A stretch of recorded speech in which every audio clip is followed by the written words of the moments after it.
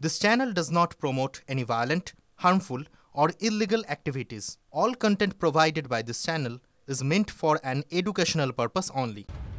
SSC মামলায় supreme কোর্টের ভর্ৎসনার মুখে পড়ল রাজ্য সরকার ও স্কুল সার্ভিস কমিশন। 7 দিনের মধ্যে অযোগ্যদের তালিকা প্রকাশ করুন, তারা পরীক্ষায় বসলে ফল ভুগতে হবে। রাজ্য ও কমিশনকে এই ভাষাতেই সতর্ক করল সুপ্রিম কোর্ট। বিষয়টিকে ঘিরে সরগরম বাংলার রাজনীতি। যারা মামলা করে নিয়োগ আটকেছে তারা 2 নম্বরই কটাক্ষ করেছেন মমতা বন্দ্যোপাধ্যায়। পাল্টা আক্রমণ করেছে বিরোধীরাও। বিধানসভা সর্বদল বৈঠকের দাবি বিরোধী দলনেতা শুভেন্দু অধিকারীর। অযোগ্যদের জন্য কেন গিয়েছিলেন হাইকোর্টে, কেন প্রকাশ করেননি অযোগ্যদের তালিকা? কোনো বিরোধী দল নয়, রাজ্য সরকার ও স্কুল সার্ভিস কমিশনকে এই প্রশ্নের মুখেই দাঁড় করালো সুপ্রিম কোর্ট। বিচারপতি সঞ্জয় কুমার এবং বিচারপতি সতীশ চন্দ্রের বেঞ্চের নির্দেশ, অযোগ্যরা পরীক্ষায় বসলে ফল ভুগতে হবে। 7 দিনের মধ্যে অযোগ্যদের তালিকা প্রকাশ করুন। একটা কনফিউশন হচ্ছে কে টেন্টেড, কে আনটেন্টেড, কে কনটেন্টেড, আনটেন্টেড, কারা আমাদের মতো টেন্টেড, সিবিআর মতো টেন্টেড, সেই নামগুলোকে পাবলিশ করে দিতে হবে 7 দিনের মধ্যে এসএসসির ওয়েবসাইটে, সেন্ট্রাল স্কুল সার্ভিস কমিশন। কারণ টেন্টেড টিচাররা কেউ পরীক্ষায় বসতে পারবে না। রাজ্য সরকার ও কমিশন কি অযোগ্যদের রক্ষাকর্তা? কার্যত এই প্রশ্নেই মান্যতা দিয়ে সর্বোচ্চ আদালতের পর্যবেক্ষণ, অযোগ্যদের নিয়োগের নেপথ্যে ছিল কমিশন ও রাজ্য সরকার, যারা বহু মানুষের জীবন নষ্ট করেছে। এই মর্মেই সুপ্রিম কোর্টের কড়া বার্তা, নতুন নিয়োগ প্রক্রিয়ার উপরে প্রতি মুহূর্তে সতর্ক নজর রেখেছে আদালত।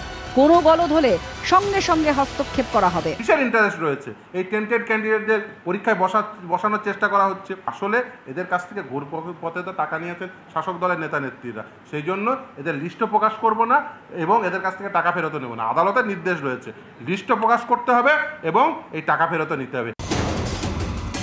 প্রায় 26,000 চাকরি বাতিলের পরে আদালতের নির্দেশেই নতুন করে পরীক্ষা নেওয়ার প্রস্তুতি চলছে।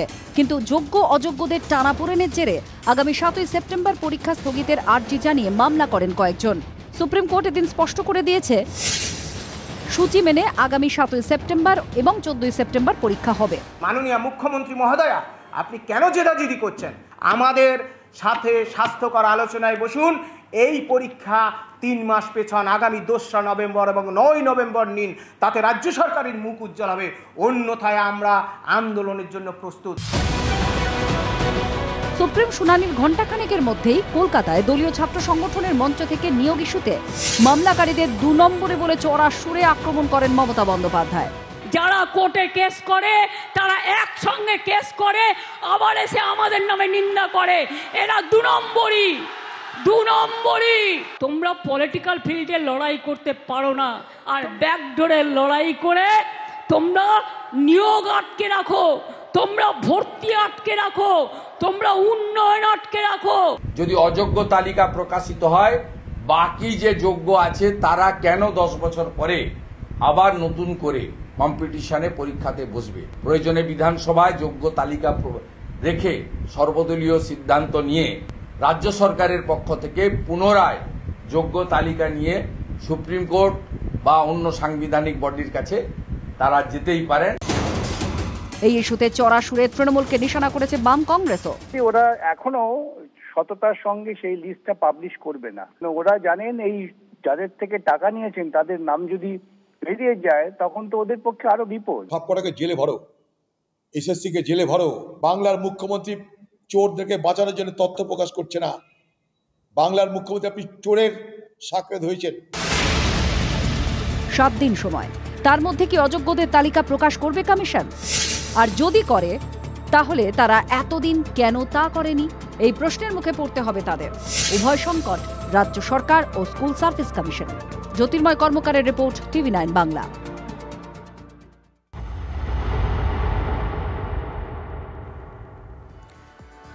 কলকাতা বিশ্ববিদ্যালয়ের পরীক্ষা, কিন্তু আড়ালে আরো বড় পরীক্ষা। প্রশাসন নামক রাষ্ট্রযন্ত্র এবং তার ছাত্র নামধারী সাঁজোয়া বাহিনীর সামনে নত না হওয়ার লড়াই। একাকী যুদ্ধ ছিল ভারপ্রাপ্ত উপাচার্য শান্তা দত্তর।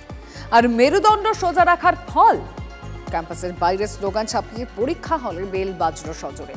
আর সেই আওয়াজে মিলিয়ে গেল স্তাবকতা, দাদাগিরির আস্ফালন। 28 অগাস্টের পরীক্ষার ডেটটাকে ওই জায়গাতেই রেখেছে। তিনি যে দায়িত্বে রয়েছেন তা অস্থায়ী। নামের পাশে ভারপ্রাপ্ত বসেছে। কয়েকদিন পর দায়িত্ব থেকে সরেও যেতে হবে। এমন একজন ভারপ্রাপ্ত উপাচার্যের কথার ভার কতটা ভারী হতে পারে তা ভালো মতো বুঝে গেল রাজ্য সরকার এবং শাসক দলের ছাত্র সংগঠন। রাজ্যের নির্দেশ উড়িয়ে টিএমসিপির লাগাতার হুমকির সামনে না ঝুঁকে টিএমসিপির প্রতিষ্ঠা দিবসেই পরীক্ষা হলো কলকাতা বিশ্ববিদ্যালয়ে।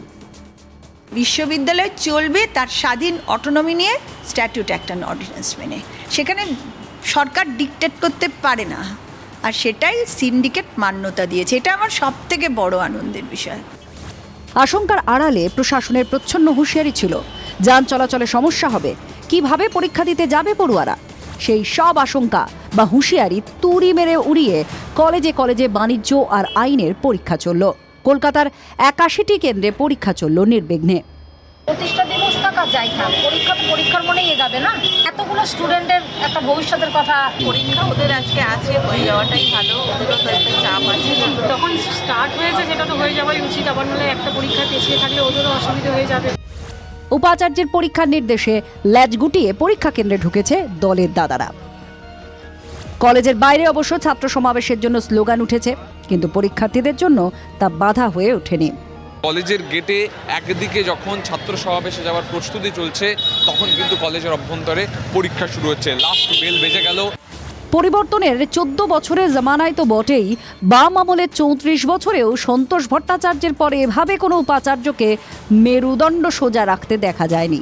কিন্তু একজন মানুষই আছে তো, তাঁর এই যে মাথা উঁচু করে চলা আমাকে কিন্তু ভীষণভাবে প্রভাবিত করেছে। তিনি আত্মসমর্পণ করেননি, শিব দ্বারা সোজা রেখেছেন, হিম্মত রেখেছেন, দৃঢ়তা দেখিয়েছেন, তাই তিনি মোকাবেলা করছেন।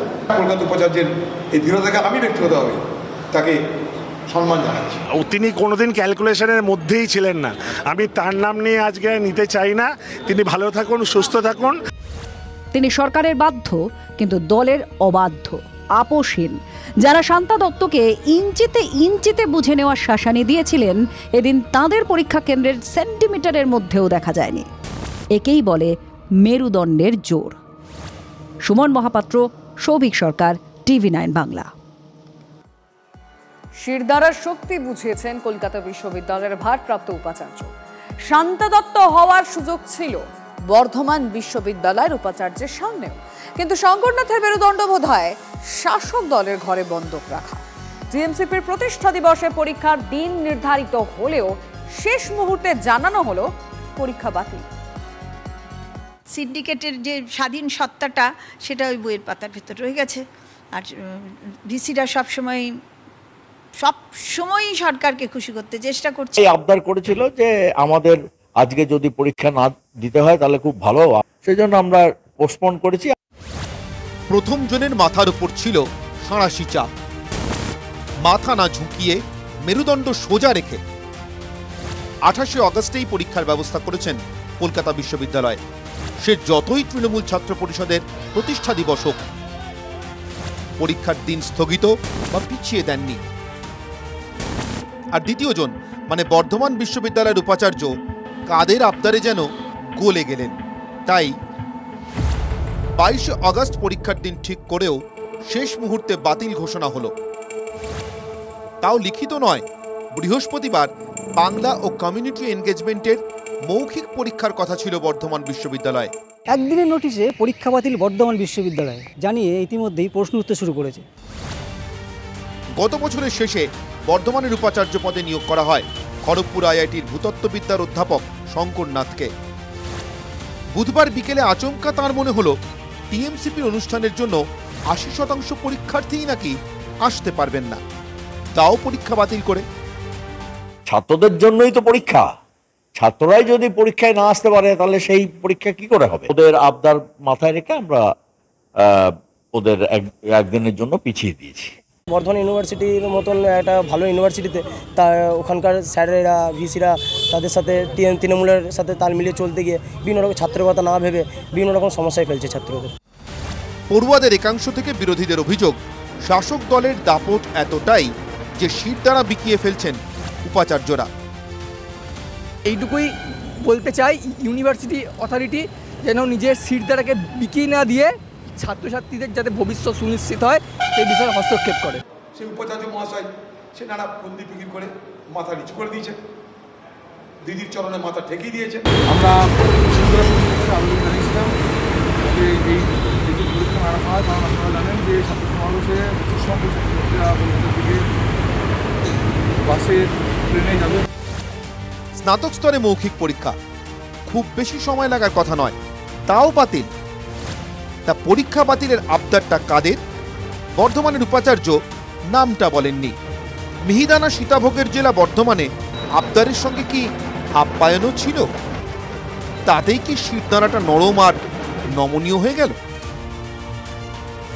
Bureau report, TV9 Bangla.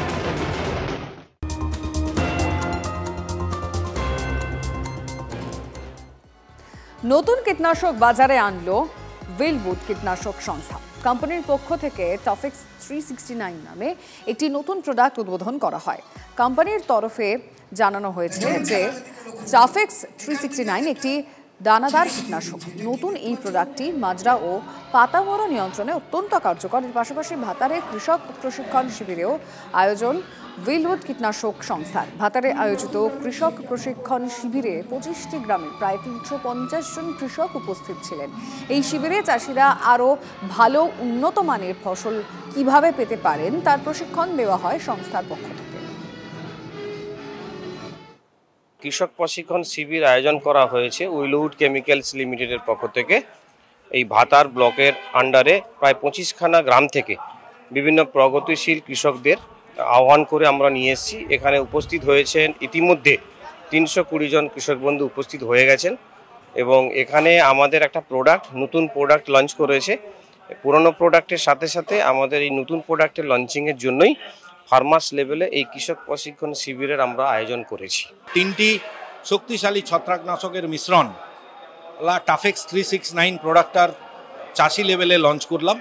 এই ধান চাষের ক্ষেত্রে দ্বিতীয় স্প্রেতে ব্যবহার করার জন্য একটা ওষুধের একটা গ্যাপ ছিল অনেক দিন ধরে, যেখানে বিভিন্ন ধরনের ওষুধ বিক্রি হয়, কিন্তু চাষি ভাইদের খরচার মিনিমাইজ করার জন্য বা আরেকটু খরচা কম করে যাতে একটা ভালো ওষুধ ব্যবহার করতে পারে, সেই জন্য চাষি ভাইদের আমন্ত্রণ করে প্রোডাক্টের সম্বন্ধে বলা হলো।